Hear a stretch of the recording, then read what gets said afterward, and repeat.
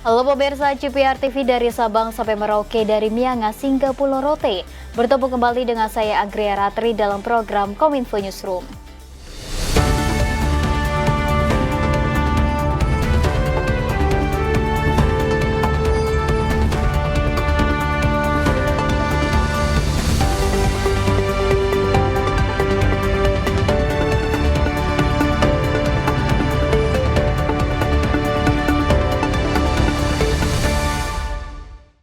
Kita ke informasi yang pertama pemirsa, pemerintah Indonesia terus berupaya memperkuat kolaborasi dan mengoptimalisasi anggaran untuk mencapai target penurunan prevalensi angka stunting hingga 14% pada tahun 2024. Upaya ini didukung melalui tim percepatan penurunan stunting yang menyasar di semua tingkatan, mulai dari tingkat pusat hingga daerah di seluruh Indonesia.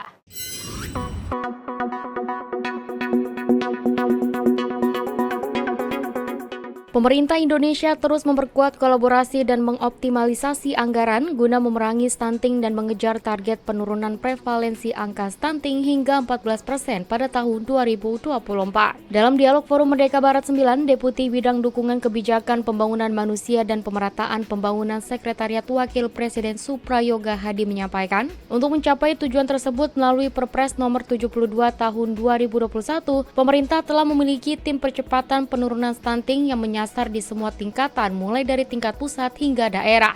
Ia memaparkan tim percepatan berfungsi untuk mengkoordinasikan berbagai upaya penurunan stunting secara lebih efektif dan kolaboratif. Untuk itu, Suprayoga mengingatkan kepada seluruh pihak yang terlibat perlunya mengoptimalisasi sumber daya termasuk anggaran yang telah dialokasikan agar target turun 14% pada tahun ini dapat tercapai. Kita tuh punya yang namanya tim percepatan penurunan stunting di setiap tingkatan pemerintahan, mulai dari tingkat pusat sampai dengan tingkat desa dan kelurahan. Nah, di situ sebetulnya kita sudah mencoba untuk mengkonsolidasikan bahwa tim percepatan ini memang harus bekerja secara koordinatif, secara kolaboratif. Nah, ini yang secara bertahap kita coba lakukan.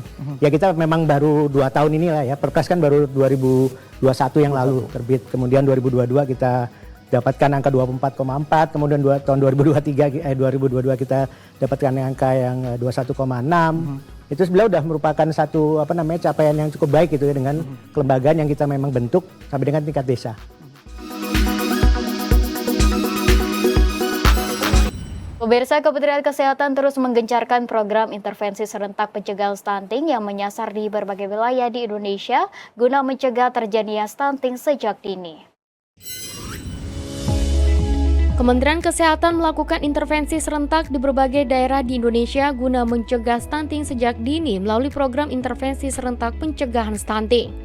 Direktur Jenderal Kesehatan Masyarakat Kemenkes Maria Endang Sumiwi dalam dialog FMB 9 mengatakan, Kemenkes terus berupaya memberikan data dan informasi secara cepat agar seluruh pihak yang terlibat dapat menggunakannya secara efektif. Untuk itu, pihaknya memastikan program intervensi serentak yang dicanangkan secara khusus menjadi langkah preventif yang lebih efektif daripada hanya mengobati. Usaha untuk memberikan publikasi cepat terhadap data-data yang terkumpul di Kementerian Kesehatan. Karena sebetulnya kita kan memiliki banyak data. Data itu masuknya di Kementerian Kesehatan. Juga yang melakukan survei kesehatan juga Kementerian Kesehatan. Sehingga kami berusaha cepat menginformasikan supaya seluruh pihak yang ingin berkontribusi itu memahami di mana masalah-masalah kita.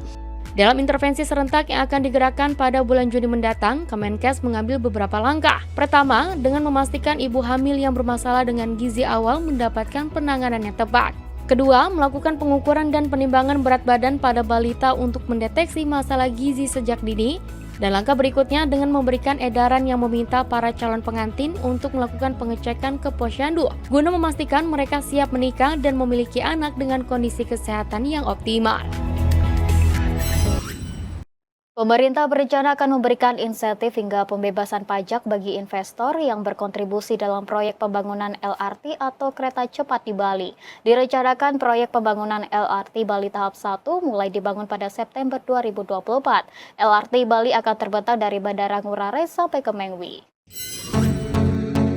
Menteri Investasi atau Kepala BKPM Bahlil Lahadalia berencana menyiapkan tax holiday atau insentif pajak bagi investor yang memegang proyek LRT atau kereta cepat yang akan dibangun di Bali. Proyek tersebut rencananya dimulai pada September 2024. Insentif yang diberikan berupa pembebasan pajak seluruh barang-barang impor yang terkait dengan urusan pembangunan kereta. Hal ini disampaikan Bahlil ketika menyampaikan arahannya dalam pertemuan penyampaian minat investasi Bali Urban Rail and Associated Facilities di kantor Gubernur Bali Denpasar. Menurut Menteri Bahlil, kebijakan tersebut akan mempercepat pembangunan fasilitas penunjang LRT di Bali yang nantinya akan dikawal oleh Kementerian Investasi dalam hal perizinan proyek tersebut. Kita akan memberikan insentif berbentuk keringanan pajak. Nanti kita cek juga kalau memang harus kita memberikan tax holiday selama memenuhi aturan, kita kasih. Insentif lain berbentuk master lease. Jadi seluruh barang-barang impor yang terkait dengan urusan kereta ini kita akan bebas pajaknya. Sebelumnya, Menteri Perhubungan Budi Karya Sumadi menyampaikan bahwa proyek LRT Bali tahap 1 ditargetkan mulai dibangun pada September 2024. LRT Bali nantinya akan terbentang dari Bandara Ngurah Rai hingga Mengwi. Pemirsa, Menteri Pertanian Andi Amran Sulaiman melepas ekspor perdana komoditas jagung sebanyak 50.000 ton menuju Filipina dan 10.000 ton untuk pasar domestik di Pelabuhan Anggrek, Kabupaten Gorontalo Utara, Provinsi Gorontalo. Ekspor tersebut menjadi sebuah kebangkitan di sektor pangan yang ada di Gorontalo. Menteri Pertanian Andi Amran Sulaiman bersama penjabat Gubernur Gorontalo Rudi Salahuddin melepas ekspor perdana komoditas jagung sebanyak 50.000 ton menuju Filipina dan 10.000 ton untuk pasar domestik di Pelabuhan Anggrek, Kabupaten Gorontalo Utara, Provinsi Gorontalo. Mentan menyatakan bahwa ekspor itu menjadi sebuah pencapaian luar biasa dan kebangkitan di sektor pangan yang ada di Gorontalo, khususnya jagung. Selain itu, Mentan juga menilai ekspor kali ini merupakan kemajuan karena 5 bulan lalu Indonesia masih mengimpor sebanyak 250.000 ton jagung. Ini luar biasa. 5 bulan lalu kita impor 250.000 ton. Hari ini kita mengekspor ke Filipina 50.000 ton. Ini adalah kebangkitan kita sektor pangan khususnya jagung. Kita mampu mengekspor dan bahkan mereka sudah mengirim ke beberapa daerah 264.000 ton. Kami apresiasi Gorontalo mampu membuka wajah kita di tingkat internasional. Dari impor kita ubah menjadi ekspor.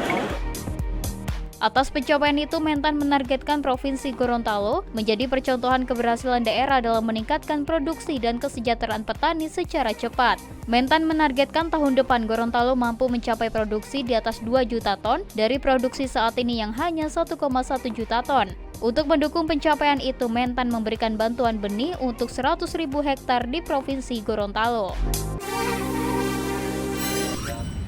Pemirsa, kami akan segera kembali dengan informasi lainnya. Tetaplah di Kominfo Newsroom.